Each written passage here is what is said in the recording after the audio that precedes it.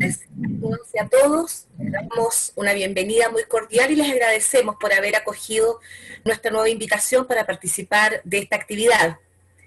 Continuamos con nuestro compromiso con la realización de actividades jurídicas que respondan a las necesidades de nuestra comunidad. En ese contexto iniciamos la segunda sesión de lo que hemos denominado Foros para una Nueva Constitución, organizado en conjunto con el Centro de Estudiantes de la Carrera de Derecho de Valdivia y la Oficina de Vinculación con el Medio de la Facultad de Ciencias Jurídicas y Sociales de nuestra Universidad Austral de Chile. Hoy nos convoca el tema del futuro del Tribunal Constitucional en una nueva Constitución, cuyo expositor de esta jornada será el doctor Felipe Paredes, a quien agradecemos desde ya su participación. Este seminario, les recordamos, está siendo transmitido a través de las plataformas Zoom y Facebook Live en la cuenta Derecho Universidad Austral de Chile, Valdivia. A continuación, dejo con ustedes en su saludo inicial a la directora de la Oficina de Vinculación con el Medio de nuestra facultad, doctora Patricia Toledo. Muchas gracias, Alejandra. Buenas tardes a todos y a todas. Les agradecemos que hayan acogido la invitación para participar de esta actividad. Desde la Oficina de Vinculación con el Medio nos propusimos como uno de nuestros principales objetivos estar constantemente realizando actividades que contribuyan a las necesidades jurídicas de nuestra comunidad general.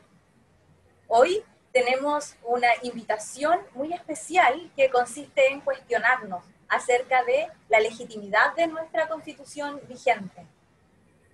Estamos a una semana de que se cumplan 40 años del plebiscito que aprobó esta Constitución.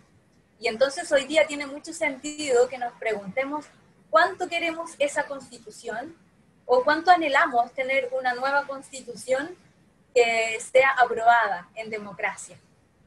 Para que podamos tener una decisión cierta al respecto, es importante que nos informemos. Y por eso, todos los miércoles a las 18 horas, estaremos con foros para una nueva Constitución, con distintos temas, dialogando en torno a conceptos básicos, con profesores y profesoras de la Facultad de Ciencias Jurídicas y Sociales, para que tengan elementos sobre la mesa y puedan tomar la decisión más adecuada. Desde ya, por supuesto, la invitación es a que voten informadamente en el próximo plebiscito.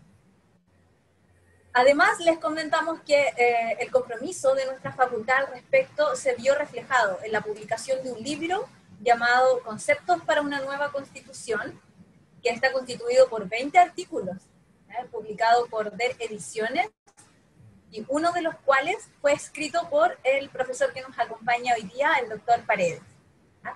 Así es que nuestro compromiso es real y agradecemos a todos y todas ustedes que hayan acogido esta invitación, porque para nosotros es muy importante que mantengamos este vínculo pese a la modalidad, que sea un vínculo cercano y que ustedes sientan que la Facultad de Ciencias Jurídicas y Sociales les da un espacio para que puedan debatir sobre las ideas jurídicas que sean de interés contemporáneo y contingente.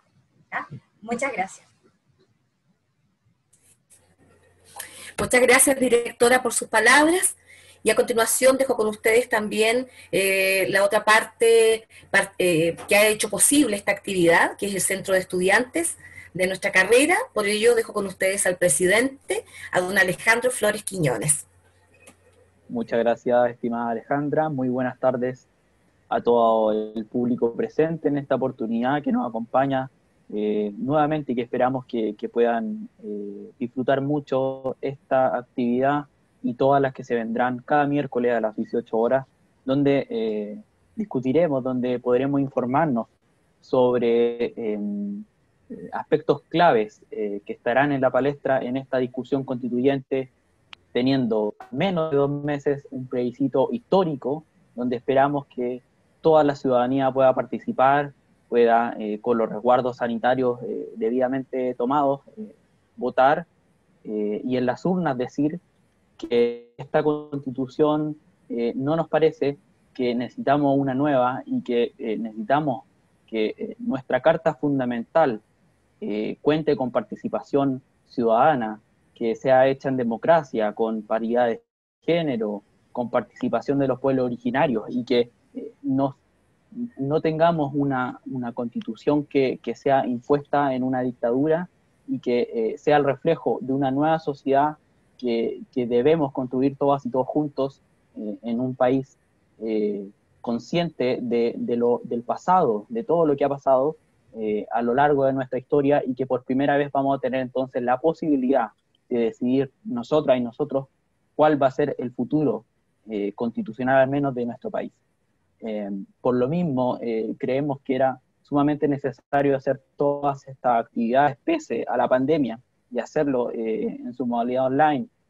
Y en esto agradezco enormemente el gran trabajo que han desarrollado las y los estudiantes de este centro de estudiantes y la Oficina de Vinculación con el Medio de la Facultad de Ciencias Jurídicas y Sociales, que se han entregado enteramente para este objetivo. Agradezco también a los profesores y profesoras que han dispuesto de su tiempo y de su trabajo para acercar todo este trabajo que se ha hecho a la ciudadanía, a la comunidad, para salir de la facultad, salir de la universidad y llegar a la mayor cantidad de gente posible para que, como decía la profesora Patricia Toledo, el voto sea informado, el voto sea consciente y siempre considerando los elementos más claves e importantes que están presentes en una constitución y en una discusión que vamos a tener, no solo ahora, porque el plebiscito es solo el comienzo de un proceso constituyente que esperamos nos deje una nueva constitución, como decía, hecha en democracia, con participación ciudadana, con paridad de género, participación de pueblo originario, etcétera, y que esperamos que podamos tener en un tiempo más. Por eso que hemos dispuesto estas actividades que esperamos disfruten y aprovechen para que podamos, como decía, votar de forma informada el 25 de octubre, donde esperamos sea el comienzo de una nueva etapa en nuestro país que nos deje una nueva constitución para Chile. Que disfruten entonces esta actividad y muchas gracias, que tengan una muy buena tarde. Gracias, Alejandro, el presidente del Centro de Estudiantes, con todo el empuje, con todo el liderazgo que necesitan hoy en día también los estudiantes para participar de estos procesos tan significativos como país también. En ese contexto, les voy a contar que hoy participará además el estudiante Juan Marcelo Godoy Sandoval, quien va a moderar este foro y quien es integrante de la delegación del proceso constituyente de este centro de estudiantes. Daremos inicio entonces ahora a la exposición del doctor Paredes. Dejo entonces con ustedes al moderador, a don Juan Marcelo Godoy. Bueno, buenas tardes a todos y todas. A continuación presentaremos al expositor de esta tarde, el profesor Felipe Paredes. Él es abogado, doctor en Derecho por la Universidad Pompeu Fabra de Barcelona. Actualmente es el profesor de la asignatura de Teoría Constitucional y además es el director del Instituto de Derecho Público de nuestra Facultad de Ciencias Jurídicas y Sociales de la Universidad Austral. A continuación, él expondrá el rol del Tribunal Constitucional en una nueva Constitución. Para ello, contará con 20 minutos. Adelante, profesor. Muchas gracias, Juan, por tu presentación. También agradezco y saludo a todo el público que está esta tarde acompañándonos. Como bien decía Patricia, estamos en esta serie de conversatorios donde lo que estamos haciendo es comentando el libro que publicamos con varios profesoras de la universidad sobre conceptos relevantes para una discusión constitucional. Y entonces, en esta oportunidad, a mi cargo corre el capítulo sobre el Tribunal Constitucional, que es de mi autoría, y entonces me parece muy grato estar esta tarde comentándolo con ustedes. La relevancia del tema yo creo que se explica por sí sola, o al menos hasta antes del estallido social. El Tribunal Constitucional había estado en el debate público desde probablemente, yo diría desde el año 2005, pero con más fuerza desde el gobierno del segundo periodo de la presidenta Bachelet, y acuérdense ustedes que se produjo un debate bien interesante, e incluso algunos autores se mostraron bastante críticos y plantearon su eliminación. Y entonces la pregunta obviamente que tiene sentido en el contexto de una discusión constitucional como la que se va a iniciar a partir del mes de octubre. Entonces, para contarles un poco cuál es el contenido de esta presentación, les tengo que entonces decir que voy a dividirla en cuatro partes. En la primera parte voy a contar muy brevemente, todo esto va a ser muy brevemente, y espero que en el debate podamos comentar con más detalle las cuestiones. La primera parte tiene que ver con qué hacen los tribunales constitucionales. La segunda es por qué son tan polémicos. La cuestión es que la polémica no solamente se ha presentado en Chile, sino que es una polémica general, pero les quiero explicar por qué son tan polémicos los tribunales en abstracto, para luego en la tercera parte explicarles que el caso chileno tiene unos ingredientes adicionales a partir de la reforma del 2005. Entonces, ¿qué pasó en Chile a partir del año 2005 y por qué, digamos, esa fecha es tan significativa? Y en la última parte, cuáles son las ideas que son relevantes para una discusión constitucional en este tema. ¿Ya? Bien, entonces, lo primero que hacen los tribunales constitucionales, la respuesta a esta pregunta es bien sencilla en términos abstractos, en términos generales. Los tribunales constitucionales nacen para proteger a la Constitución, para que se respete la Constitución, ¿no? Para que ésta no se vea vulnerada debido a los actos, ya sea de los poderes públicos o de los particulares. Hay un principio muy importante en el derecho constitucional que se llama el principio de supremacía constitucional, que establece que la Constitución es la norma de mayor jerarquía de un sistema jurídico y por lo tanto todas las otras disposiciones deben someterse a esta, y en la medida en que entren en conflicto con la Constitución deben ser declaradas inválidas, ¿no? Eso es lo que se llama la declaración de inconstitucionalidad. Y esto es importante porque si no existiese algún mecanismo que asegurase la supremacía constitucional, la Constitución deviene en una simple declaración de buenas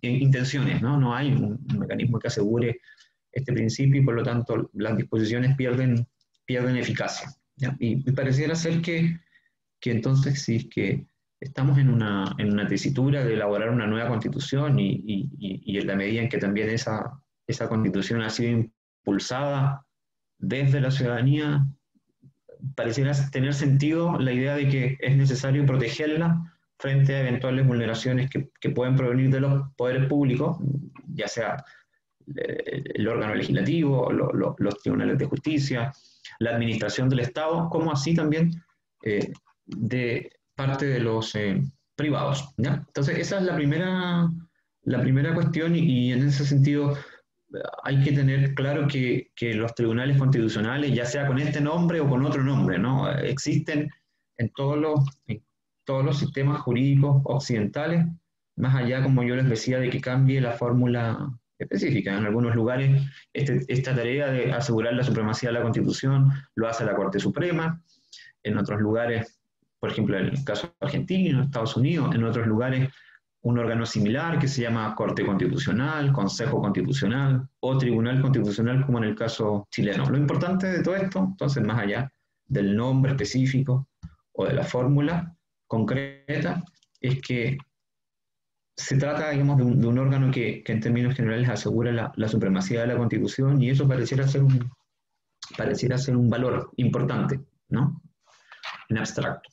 La segunda idea tiene que ver con que estos tribunales constitucionales, la verdad es que tienen una existencia que no es pacífica, ¿no? La segunda parte, como yo les decía, ¿no? Es la pregunta de por qué son tan polémicos los tribunales constitucionales, y todavía hablando en términos generales, pareciera ser que es bien fácil, ¿no? Determinar, bueno, la supremacía constitucional establece que las normas inferiores, es decir, las leyes, los reglamentos, las normas de naturaleza administrativa y las normas que tienen origen en actos jurídicos de los particulares deben subordinarse a lo que establece la Constitución, y entonces si la contradicen en sus disposiciones, en sus enunciados lingüísticos, deben ser declaradas inconstitucionales. Y esto pareciera ser que es una idea sencilla, ¿no? Basta simplemente o bastaría comprobar que existe un conflicto, una contradicción lingüística entre dos normas, ¿no? Una,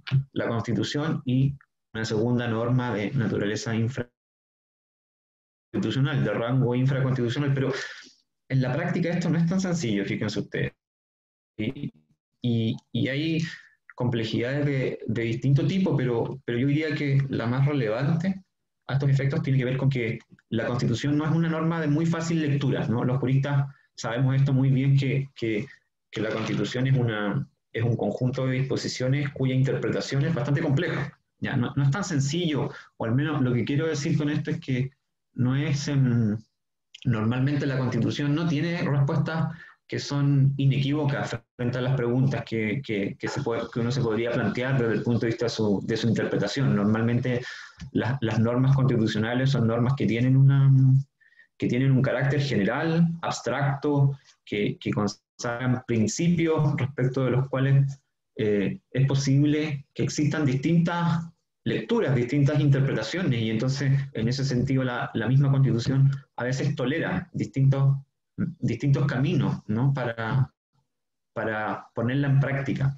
Y esa naturaleza polémica del texto de la Constitución le añade una cuota de complejidad bien importante a la idea de la supremacía constitucional, porque sucede que existen muchos casos en los que el Tribunal Constitucional considera que una norma legislativa o administrativa es inconstitucional, pero al mismo tiempo el legislador, por ejemplo, promueve una interpretación distinta del texto que, digamos, que al menos no resulta tan claro de que sea una contravención de la Constitución. Y entonces tenemos dos respuestas que son plausibles, y si entonces estamos frente a esta tesitura, y la tesitura entonces sería que el Tribunal Constitucional tiene la capacidad de vetar, lo vamos a decir así en términos generales, de invalidar una decisión del legislador. Puestas en esta tesitura, entonces, se plantea el cuestionamiento de que ante la duda, ¿no?, ¿quién tiene las mayores credenciales de legitimidad democrática? Es el legislador, ¿no? Es el Congreso en el caso chileno. ¿Y por qué? Porque evidentemente, más allá de que la legitimidad del Congreso pueda ser puesta en cuestión o que se haya puesto en cuestión, sin duda alguna que sus credenciales son mayores respecto de los jueces del Tribunal Constitucional, ¿no? Los jueces del Tribunal Constitucional al menos nadie los elige, o la ciudadanía no participa de ninguna forma en su designación. Y entonces esta es el clásico problema que se conoce en la teoría de la Constitución como la objeción contramayoritaria al control de constitucionalidad, y es un problema que yo diría que es endémico, ¿eh? Es endémico de todos los sistemas constitucionales, y en ese sentido el problema no es un problema exclusivo del caso chileno. En todos los lugares donde existen órganos que controlan la constitucionalidad de las leyes se presentan estos mismos problemas, sobre todo en cuestiones que son polémicas desde el punto de vista de que existen distintas visiones al interior de la sociedad que compiten entre ellas, ¿no? Los dos ámbitos más frecuentes donde se producen estas discusiones son en cuestiones morales, ¿sí? Yo qué sé, aborto, eutanasia, matrimonio igualitario, y en cuestiones de naturaleza, digamos, de política económica, ¿no? Derechos sociales, básicamente. Y entonces, en este contexto, entonces, se ha planteado en términos generales una crítica fuerte al trabajo que hacen los tribunales constitucionales, y la respuesta a esta crítica que se ha dado es que, bueno, que forma parte, es simplemente una condición endémica del constitucionalismo, y si bien no la podemos eliminar, pensemos, yo qué sé, es como si esto fuera una especie de enfermedad crónica que a lo mejor no podemos eliminarla, pero podemos convivir con ella y podemos mantenerla bajo control. Supongamos una alergia, ¿no? Cuando uno tiene una alergia a ciertos alimentos, bueno, hay que ir al médico y cumplir con el tratamiento y evitar exponerse digamos, al elemento que nos produce esa alergia, pero en algún momento vamos a tener algún tipo de problema, pero esos problemas pueden minimizarse considerablemente y podemos convivir con eso, ¿no? Y entonces este problema de la objeción contramayoritaria, entonces podemos mantenerlo controlado, podemos minimizarlo, pero también podemos, digamos, o ya sea por descuido o por una decisión consciente, podemos agravarlo, ¿no? Y entonces la cuestión es que a través del diseño institucional podemos,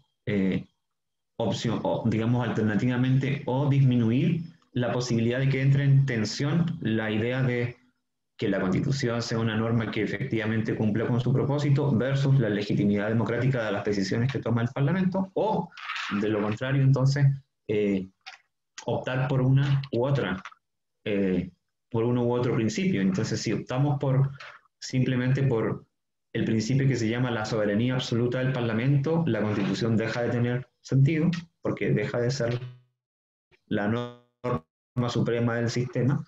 Y si optamos por el otro camino, entonces tenemos que emerge este superórgano con la capacidad de vetar decisiones adoptadas por el legislador democrático.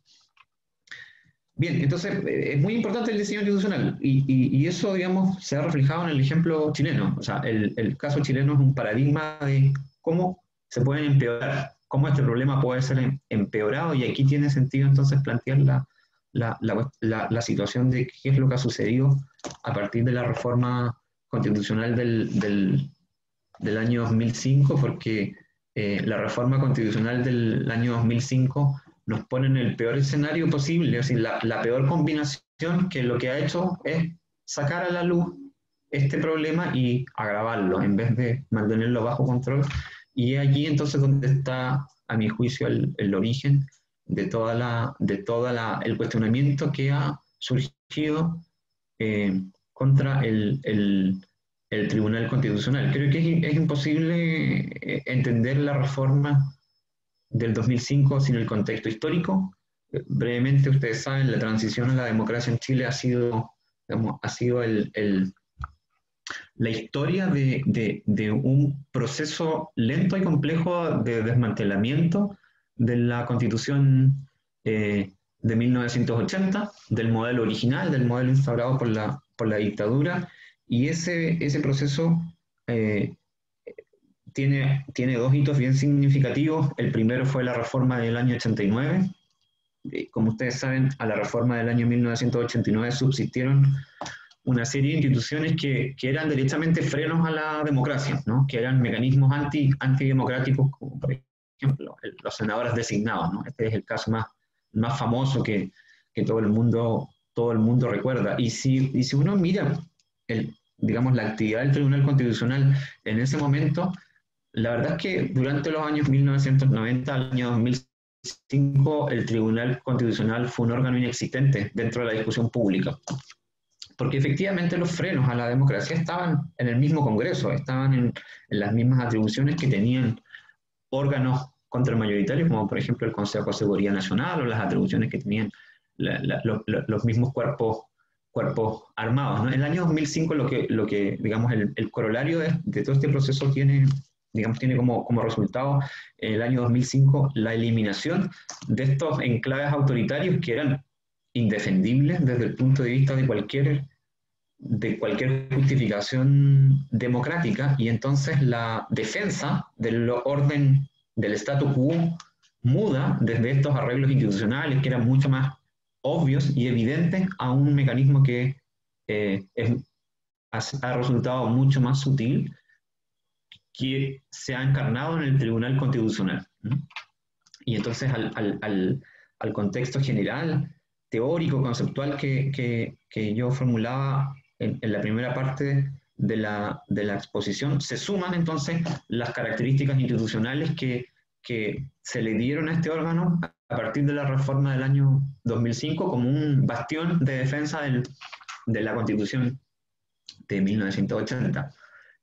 Voy a pasar muy brevemente por esto, luego podemos ir al detalle en la conversación posterior, en el debate, pero yo creo que hay tres elementos que explican por qué pasó esto, ¿no?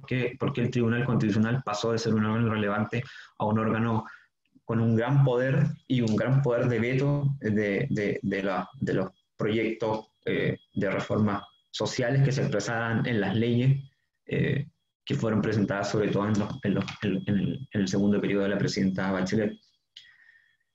La peor combinación posible, en primer lugar, yo iba a decir escaso control en las nominaciones y el nulo control en las nominaciones para ¿no? Estoy hablando a propósito de la integración. O sea, hay un nulo control en las nominaciones a ministros del Tribunal Constitucional, lo que permitió que, y lo voy a decir así en términos bien brutales, que hubiera muy poca selección en las nominaciones y en las designaciones a los jueces, ¿no? Y esto, digamos, el paradigma de esto fue que a partir del año 2005 comienzan a entrar en el Tribunal Constitucional personas, ministros, que claramente eran actores políticos, operadores políticos, que habían ejercido cargos en los gobiernos anteriores o que habían servido como parlamentarios o como miembros destacados de fuerzas políticas.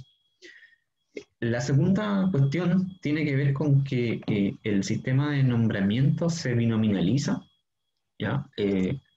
Yo quisiera ir sobre esto, digamos, en la siguiente sección, pero claramente en la medida en que lo que pasa es que antes de la reforma de 2005 las Fuerzas Armadas tenían atribuciones para nombrar ministros del Tribunal Constitucional, pero esos ministros luego, digamos, pasan a los órganos políticos y en ese sentido, entonces, teniendo un Congreso empatado, digamos, lo que sucede en la práctica es que las dos grandes coaliciones terminan repartiéndose el Tribunal Constitucional en partes prácticamente iguales.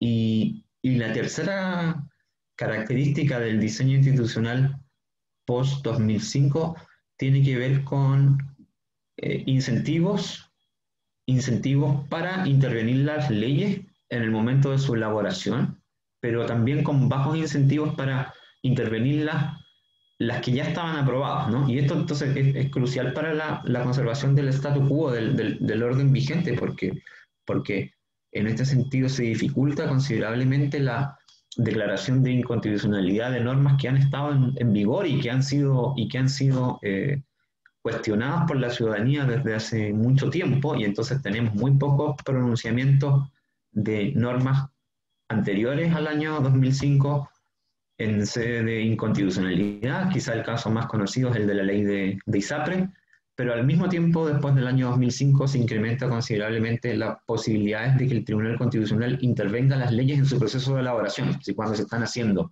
¿Y esto por qué? Porque el modelo chileno permite que el Tribunal Constitucional intervenga, primero, que intervenga en cualquier momento del proceso legislativo. Esto en otros lugares no es así, sino que el Tribunal Constitucional solamente puede pronunciarse al final del proceso legislativo. Y en segundo lugar, los quórums para declarar inconstitucional un proyecto de ley son muy bajos, es la mayoría relativa del Tribunal Constitucional, a diferencia entonces de los mecanismos de control a posteriori, en los cuales los quórums son bastante elevados, ¿no? Para declarar la inaplicabilidad por inconstitucionalidad se requiere mayoría absoluta, y para declarar la inconstitucionalidad tienen 4/5, es decir, 8 ministros de 10, ¿no? Y entonces el resultado fue lo que en el capítulo se llama la era Lochner del Tribunal Constitucional chileno. La era Lochner fue un periodo de la Corte Suprema de los Estados Unidos, donde la Corte Suprema se enfrenta directamente con el presidente Roosevelt, cuando el presidente Roosevelt intenta, después de la crisis del 29, aprobar un proyecto de políticas sociales. La Corte Suprema de los Estados Unidos se enfrenta directamente, declarando inconstitucionales la gran mayoría de esas leyes. Y la actitud entonces que adopta el Tribunal Constitucional a partir del año 2009 es muy similar a esta, ¿no? a la de la Corte Suprema de la era Lochner, ¿no? Es lo que yo denomino entonces la era Lochner del Tribunal Constitucional chileno. Entonces, este contexto nos pone en la obligación de plantear, yo diría, 4 cosas, ¿no? 4 ideas a la hora de plantear una discusión en esta materia, teniendo en cuenta que pareciera ser que es indispensable mantener algún mecanismo de control de de constitucionalidad, pero obviamente digamos, la actividad de ese órgano debe ser racionalizada, y yo diría que esa racionalización debería darse con las siguientes coordenadas, ¿no? En cuatro ideas muy breves. Si ustedes quieren después las preguntas las podemos desarrollar con mayor detalle. En primer lugar, integración. Creo que deberíamos pensar en un mecanismo distinto de integración. A mí se me ocurren al menos aquí dos cuestiones bien importantes. Lo primero es un sistema fuerte de inhabilidades. Creo que es inadmisible que el Tribunal Constitucional sea el premio de consuelo para personas que les va mal en las elecciones o que, digamos, piensen ustedes, la misma presidenta actualmente fue una funcionaria destacada del comité político del presidente Piñera en el periodo anterior. Lo segundo, el disminuir la discrecionalidad en las nominaciones. Yo creo que en este sentido el camino a seguir es el que ha adoptado la Corte Suprema para la nominación de los ministros que se eligen por esta vía, que son 3, que es llamar a concurso público. En la actualidad los partidos políticos simplemente nominan a personas de su confianza. Creo que es indispensable establecer en este sentido un concurso público para la selección de los postulantes. En segundo lugar, control. Creo que también es indispensable que exista un mayor control ciudadano a la actividad de los jueces del Tribunal Constitucional, y este control se debería manifestar incluso en el momento de su nombramiento. Por ejemplo, solo por poner un ejemplo, en Estados Unidos, cuando se efectúa un nombramiento para la Corte Suprema que cumple esta misma función, se hacen audiencias públicas donde todo el país, digamos, tiene la ocasión de comprobar quiénes son estas personas, cómo resolverían, cómo votarían frente a determinados asuntos. La segunda cuestión en esta materia tiene que ver con la acusación constitucional, ¿no? En la actualidad no existe ningún mecanismo de controlar a los jueces del Tribunal Constitucional, y entonces también es poco defendible que en un Estado constitucional de derecho donde todos los órganos son susceptibles de ser controlados, pues no tenga ningún control sobre su actividad. Y entonces esta sería una idea que sería funcional en ese sentido. Respecto a las atribuciones, creo que es indispensable disminuir las atribuciones, y esto se explica porque en la medida en que un tribunal constitucional tenga más atribuciones, tiene mayores posibilidades de intervenir la ley, y entonces gráficamente el Tribunal Constitucional hoy en día en Chile tiene 16 atribuciones, es de los más poderosos del mundo. Por lo tanto, lo que sucede allí es que le estamos dando la posibilidad de que intervenga la ley de una manera bastante libre. Entonces, en ese sentido, creo que es importante plantearse esa idea, ¿no?, de restringir sus atribuciones. Y por último, creo que también es necesario poder discutir la forma como el Tribunal Constitucional se enfrenta a la ley, ¿no? Y aquí yo quiero retomar una de las ideas iniciales, en la medida en que no siempre es tan claro determinar que una norma es inconstitucional.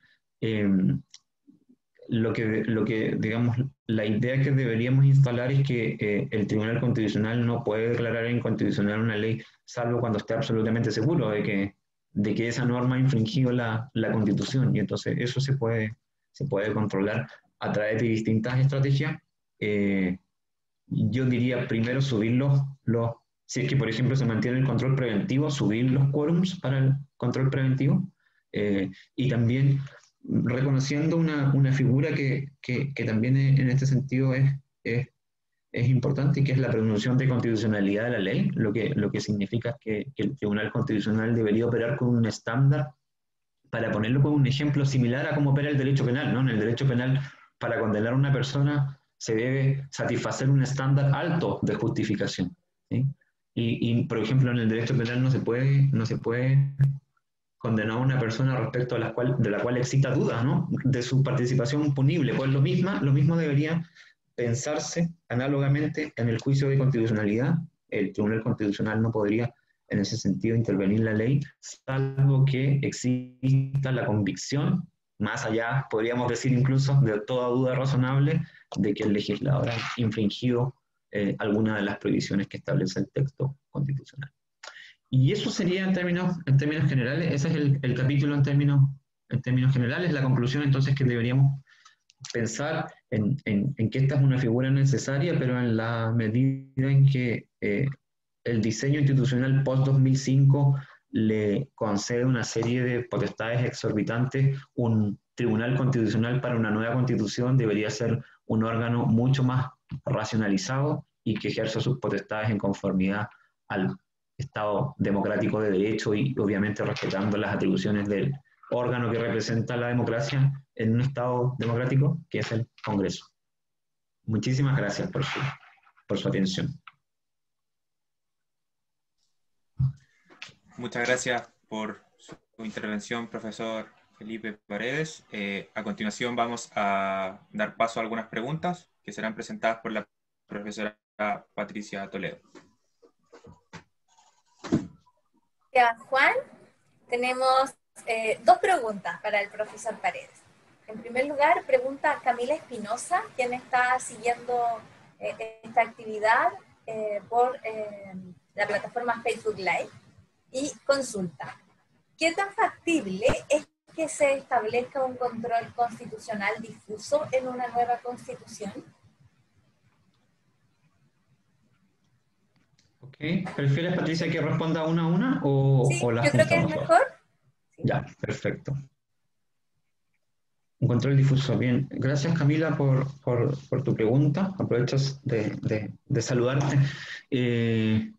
Pues no lo sé, la verdad, yo diría que esas son, para aclararle al público, yo sé que hay público, no abogados, ¿no? Aquí, un control difuso significa que cualquier tribunal de justicia puede declarar inconstitucional una norma, ¿sí? A diferencia del modelo que tenemos en la actualidad concentrado, donde existe un único órgano, que es este Tribunal Constitucional.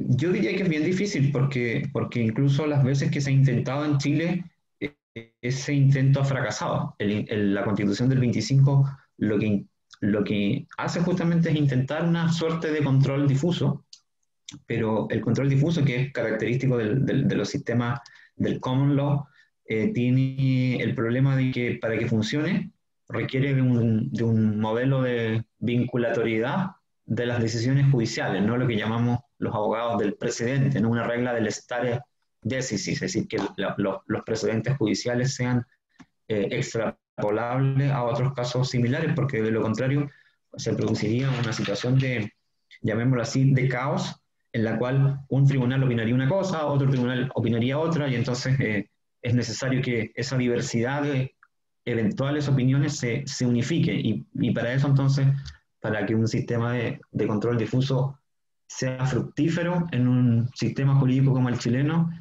debería instalarse acompañado de este principio de la vinculatoriedad del precedente.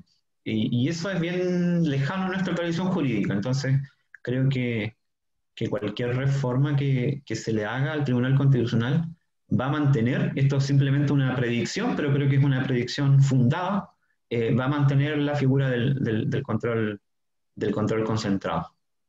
Entonces lo veo difícil, digamos, que podamos transitar hacia esa dirección. Muchas gracias. Hay dos preguntas que están vinculadas. Perfecto. Una pregunta general es: ¿cuáles son las características que exigiría usted en el nombramiento de los y las integrantes del Tribunal Constitucional? Y ya recientemente nos ha enviado una pregunta Eugenio Arriagada, que nos está siguiendo aquí por la plataforma Zoom, que pregunta por qué le parece la edad de cesación en el cargo. 78 años, ¿cuál es su opinión al respecto? Ok. Muchas gracias por ambas preguntas, porque me permite extenderme en una cuestión que, bueno, toda la presentación fue general, porque por razones de tiempo obviamente no podemos entrar al detalle, pero las preguntas permiten justamente eso. Yo diría que la cuestión del nombramiento de los ministros, como en todo esto, hay que asumir ciertas cuestiones que nos cuesta mucho asumir en Chile. Y yo diría que no deberíamos tener vergüenza de pensar que el Tribunal Constitucional es un órgano que está a medio camino entre la política y el derecho. En Chile, y esto por una influencia europea, existe la idea de que los jueces son una especie de funcionarios asépticos, ¿no? Que están más allá del bien y el mal, y entonces se impone este modelo del juez funcionario, del juez que no tiene una vida política fuera de su magistratura, y eso yo creo que es una idea equivocada. En cualquier caso, yo creo que todo el derecho está impregnado de ideas políticas, pero en esta cuestión se nota mucho más. O sea, en materias constitucionales, el derecho constitucional es la primera línea, usando una expresión que está de moda ahora, en el último tiempo, entre el derecho y la política. Por lo tanto, hay que asumir de que hay un componente político en los jueces, lo que no significa que sean políticos en el mismo sentido que los legisladores, ¿ya? Los jueces resuelven asuntos, resuelven casos concretos, por lo tanto, digamos, por eso les digo, o sea, hay que asumir de que este es un órgano que está a medio camino entre la política y el derecho, y en ese sentido, el sistema de nombramientos tiene que tomar en cuenta esta circunstancia. ¿Qué quiero decir con esto? Lo que quiero decir es que esta idea ha sido una idea en Chile cínica, en primer lugar, porque se ha negado, la hemos negado repetidamente, y si esto basta con que uno lea en el diario una entrevista a cualquiera de los jueces del Tribunal Constitucional, cuando se les hace esta pregunta, la primera respuesta automática es: no, pero ¿cómo se le ocurre? Aquí somos jueces, aplicamos la Constitución y no estamos imbuidos, al hacerlo no estamos imbuidos de ideas políticas. Y se ha hecho de una manera cínica, oculta, pero también se ha hecho de una forma un poco, digamos, entendiendo que los jueces tienen un rol político, pero en el mal sentido de la palabra, porque a partir de la reforma del 2005, lo que han hecho los partidos políticos es nombrar a sus militantes para el Tribunal Constitucional. Y entonces, en ese sentido, la idea que en el texto se discute es justamente evitar que el Tribunal Constitucional se llene de operadores políticos. Y en ese sentido, creo yo que el requisito que me parece indispensable, yo sé que mucha gente ha planteado la cuestión del acceso al Tribunal Constitucional como una cuestión de excelencia en términos profesionales, ¿no? Se ha discutido, mire, hay una fórmula, la Constitución actual dice que deben tener 15 años de ejercicio profesional y deben haberse destacado en el ejercicio profesional o académico, y esa es una fórmula que es bastante similar a la que se usa en otros lugares, y yo creo, y algunos incluso, fíjense, piensan que se les debería pedir un doctorado en Derecho, y hay otras personas que piensan que el Tribunal Constitucional debería repartirse como por áreas del derecho.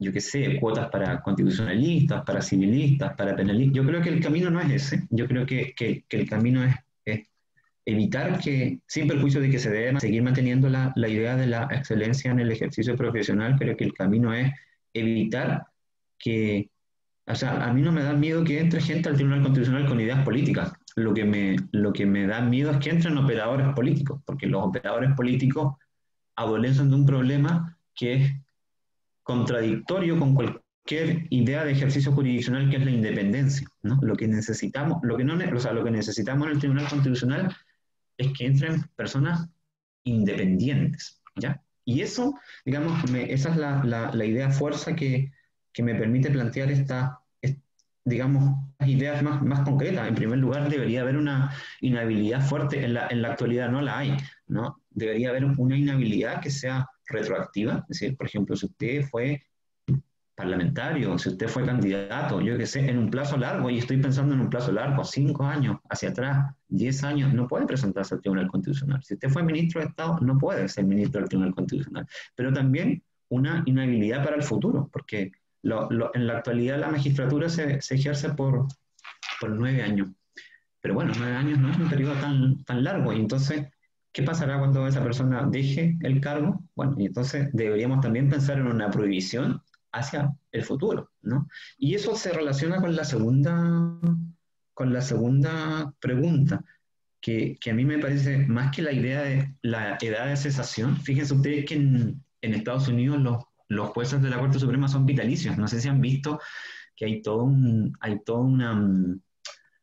una figura muy importante en estos momentos en la Corte Suprema, porque es como el bastión del progresismo, que entró en la época de Bill Clinton, y es una ministra muy viejita, que es Ruth Bader Ginsburg, que incluso salió una película hace poco, y Ruth Bader Ginsburg está bien enferma, y cada vez que se enferma, entonces hay toda una preocupación, porque si se muere, al menos si se muere durante la presidencia de Trump, la persona que entre será nominada por Trump. Y a mí lo que más que la edad de cesación, me preocupa la edad de ingreso. Yo creo que también en este sentido, para asegurar la independencia, uno debería pensar en que es sensato subir el requisito de entrada, que son 15 años de ejercicio de la profesión. A mí me parece muy poco 15 años de ejercicio de la profesión para entrar al Tribunal Constitucional. Yo creo que si nos tomásemos en serio el Tribunal Constitucional y nos tomásemos en serio la idea de la excelencia,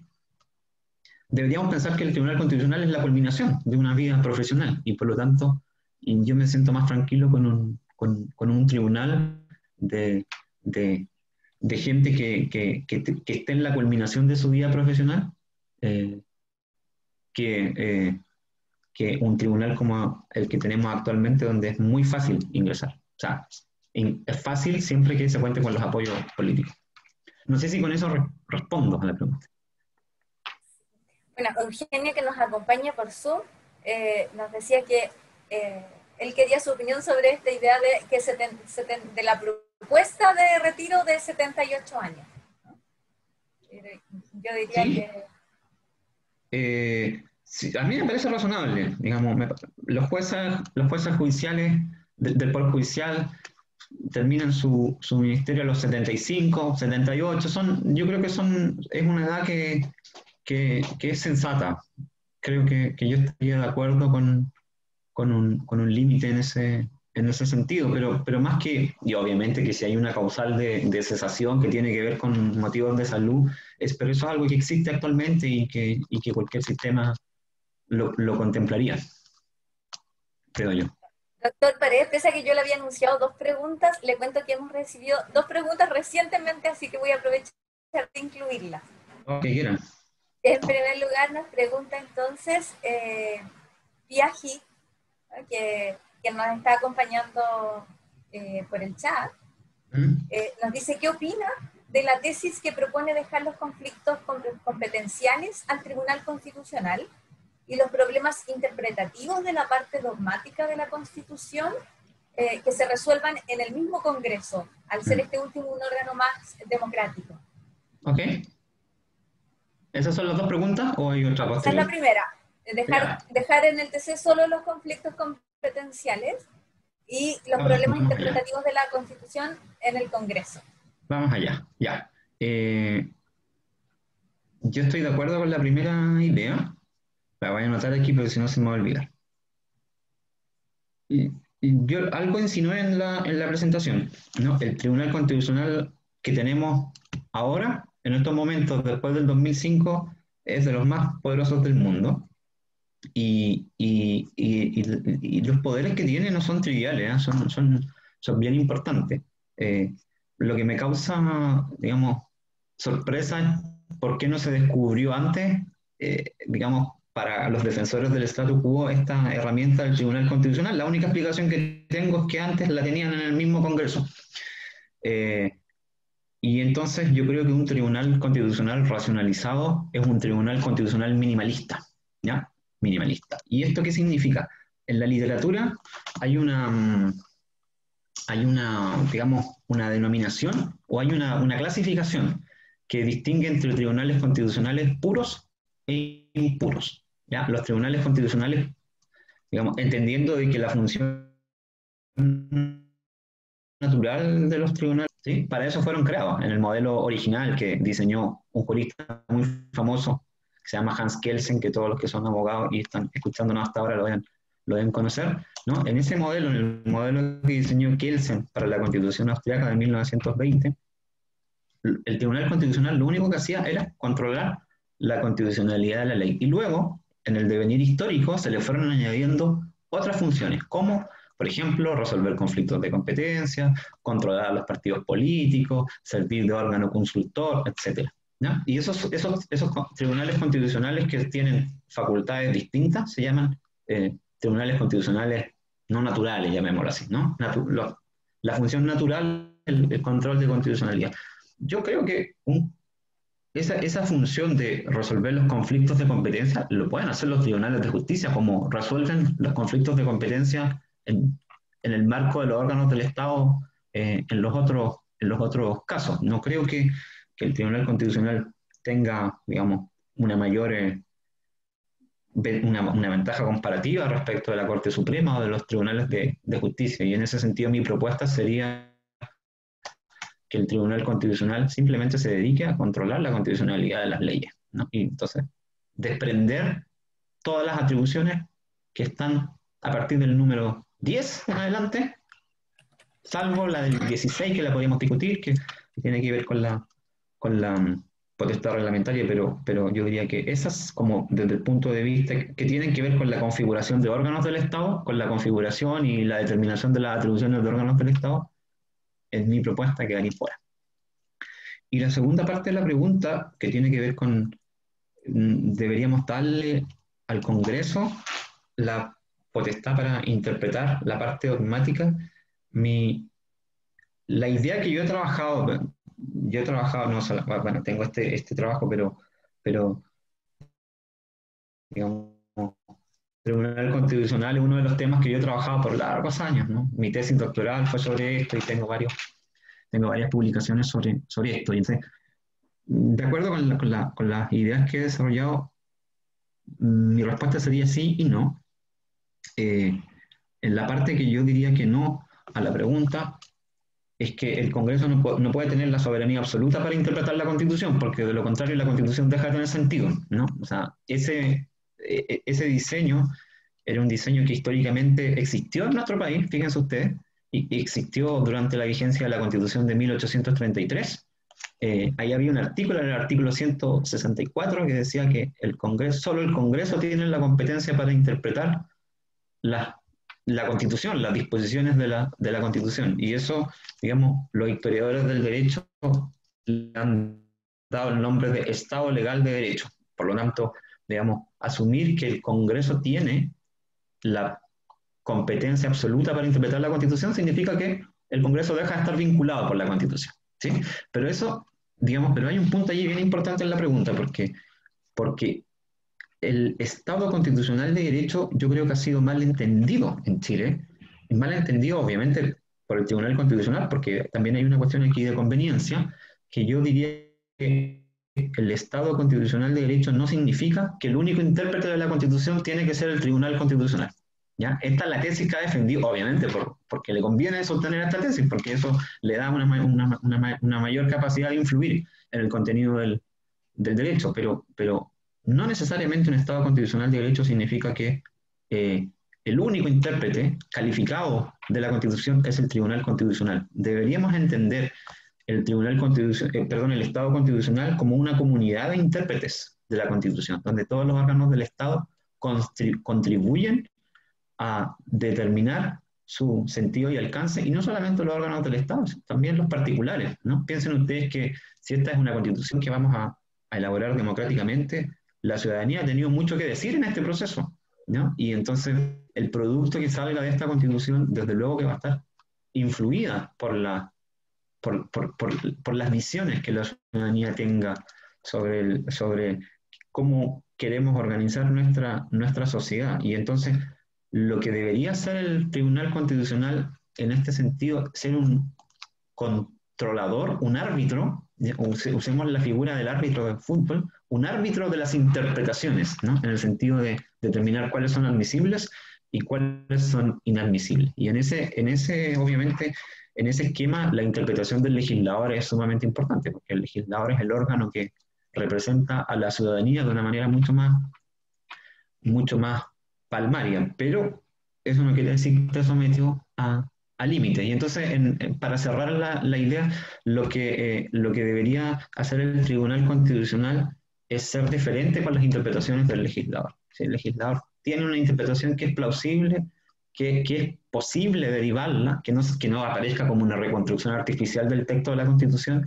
el Tribunal Constitucional debería permitirla, ¿no?, como una interpretación válida. Y no actuar como ha actuado en los últimos años, de que ha anulado las leyes imagínense, las leyes y las normas. Acuérdense ustedes, por ejemplo, el fallo Píldora del año 2008. En el año 2008, estamos hablando de 2 años atrás, no estamos hablando de una vida. El Tribunal Constitucional dice, mire, esto puede ser abortivo, no sabemos, miren, no hay evidencia, científica, pero hay sospecha, hay una posibilidad de que sea abortivo, y entonces la vamos a declarar inconstitucional. ¿Sí? Yo creo que esa no es una actitud de un Tribunal Constitucional que sea la columna vertebral de esta comunidad de intérpretes, sino que es la actitud de un Tribunal Constitucional que quiere acaparar todo el poder en el proceso de interpretación de la Constitución.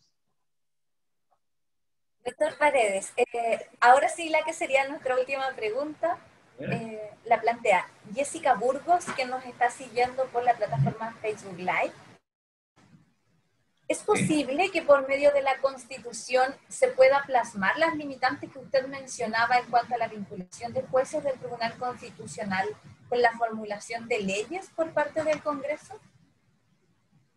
Sí, por supuesto. O sea, esto digamos, el sentido que tiene esta conversación es poder plasmar el estatuto, al menos en sus aspectos esenciales. Todos sabemos que la Constitución lo que hace es recoger los principios fundamentales de una materia y después el detalle se le entrega al legislador, ¿no? Pero la idea, digamos, la utilidad de esto sería justamente que en el estatuto constitucional del Tribunal Constitucional se establecieran estas cuestiones, ¿no? O al menos que podamos discutirlas. Por ejemplo, que para presentar una nominación debe haber un concurso público. En la actualidad eso no está así, y los partidos presentan a sus amigos o a los que quieren, ¿no?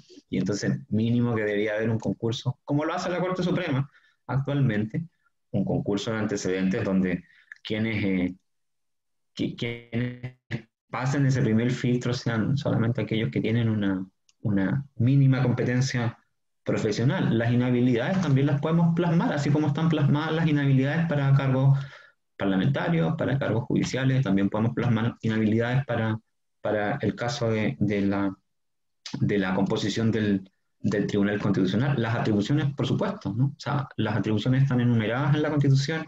El artículo 93 nos dice que el tribunal puede hacer, y entonces allí mismo podemos intervenir esta disposición o la que corresponda en una nueva Constitución y podar lo que haya que podar o cambiar lo que haya que cambiar, y pasa lo mismo con los mecanismos de control. Entonces, desde luego que esto tiene una dimensión teórica, pero también esa dimensión teórica tiene una importancia práctica que creo que es bien importante. Yo quiero decir una última cosa quizás sobre esto, porque creo que y está muy bien que sea esto así, pero que es una dimensión quizás oculta del fenómeno de las constituciones, porque el que estemos ahora pensando en una nueva constitución tiene que ver con que, bueno, la ciudadanía ha padecido una sensación de injusticia grande, importante, y entonces ha enarbolado un reclamo por más y mejores derechos, ¿sí? Pero los juristas y los que nos dedicamos al derecho constitucional sabemos que los derechos sin instituciones que sean funcionales a esos derechos dejan de tener importancia. Y entonces, y en ese sentido, yo les invito también a que no descuiden la discusión sobre las instituciones del Estado, porque en la medida en que yo creo que esta discusión necesariamente va a llevar a más y mejores derechos, pero si descuidamos digamos, la vereda de las instituciones, esos derechos se van a desvanecer en el proceso de su puesta en práctica. Y entonces, tan importante como la parte dogmática, como las declaraciones de derechos tienen que ver con cómo queremos, cómo nos imaginamos cómo diseñamos, ¿no? Es como si fuéramos una especie de diseñadores, el Estado, ¿no? El Estado que va a surgir producto de esta Constitución. Gracias, doctor Paredes. Nos pide Iris Teresita Olave Ramírez, quien es exalumna de nuestra facultad, que le expresemos que agradece la presentación y que nos está siguiendo desde la Patagonia. Así que esta mención para Iris Olave. Muchas gracias, Teresita. Iris Teresita, ¿no? Finalmente, doctor, queremos darle un minuto final para que pueda profundizar en alguna idea que pudiese haber quedado pendiente, o si lo prefiere simplemente despedirse de nuestra audiencia. Gracias. Quiero obviamente primero invitarles a leer el libro que tiene trabajos que son súper interesantes. Lo acabo de ver lo ofrecen como en ¿cómo se llama esta? Cyber Day o algo así, ¿no? Cyber Day, sí. Cyber Day, eso lo están ofreciendo, pero espero que, bueno, ahora con todo el tema de la pandemia es más difícil la distribución, pero vamos a tener harto tiempo para poder conversar sobre estas cosas y si llega a sus manos, intenten darle una mirada porque está bien interesante.